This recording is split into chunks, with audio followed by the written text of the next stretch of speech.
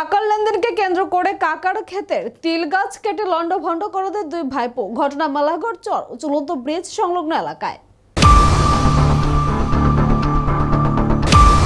মেলাঘর পৌরসভার মেলাঘর চরের ৭ নম্বর ওয়ার্ডের বাসিন্দা সাধন সাহার কাছ থেকে তার দুই ভাইপো সুকান্ত সাহা ও সুমন সাহা ১৫ লক্ষ টাকা কাকা সাধন সাহার কাছ থেকে ধার নেয়। কিন্তু দুই ভাইপো সেই ১৫ লক্ষ টাকা পরিশোধ না করতে পেরে কাকা সাধন সাহাকে মেলাঘর চর ঝুলন্ত ব্রিজ সংলগ্ন ১৫ গন্ডা জায়গা সাধন সাহার নামে দিয়ে দেয়। আর সে জায়গা পেয়ে সাধন সাহা বিভিন্ন ধরনের ফসলের চাষ করতে থাকে। আজ থেকে ১.৫ মাস আগে সাধন সাহা সেই জায়গাতে তিল চাষ করেছিল। কয়েকদিন পর এই তিলের ফসলগুলি ঘরে তুলবে, কিন্তু তার আগে সাধন সাহার দুই ভাইপো রাতের অন্ধকারে পুরো তিল ক্ষেতের তিল গাছ কেটে লন্ডভন্ড করে দেয়। উদ্দেশ্য একটাই, তাদের জমি তাদেরকে ফেরত দিতে।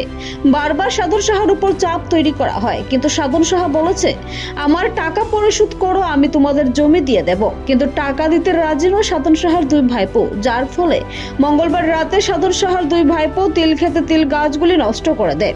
ক্ষয়ক্ষতির পরিমাণ প্রায় ১ লক্ষ টাকার উপরে হবে বলে জানান কাকা সাধন সাহা। এ বিষয়ে সাধন সাহা মেলাঘর থানায় একটি মামলা দায়ের করবে বলে জানিয়েছে।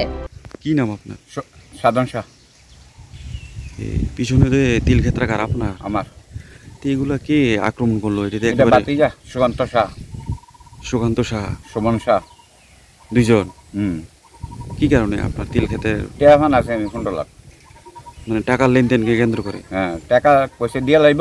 হ্যাঁ, দিলে আমি ক্ষেত ছেড়ে যাব। আচ্ছা, টেয়া দেয় না। টাকা দেয় না?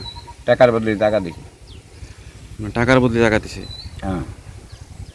তো এই বিষয়ে আপনি কোনো থানা মামলা টামলা করেননি? থানাত গেছি কাগজপত্র লইয়া। থানাওয়ালা কইছে যাও না ভর কাগজ দিয়ে আছি আমি। আমের বাইরে সিটি। আচ্ছা, এখানে মানে এটা আমার বাপের দিনা জায়গা। ওই ক্ষয়ক্ষতির পরিমাণটা কত হতে পারে? ক্ষয়ক্ষতি কত? নিজস্ব প্রতিনিধি রিপোর্ট, এশিয়ান টাইমস।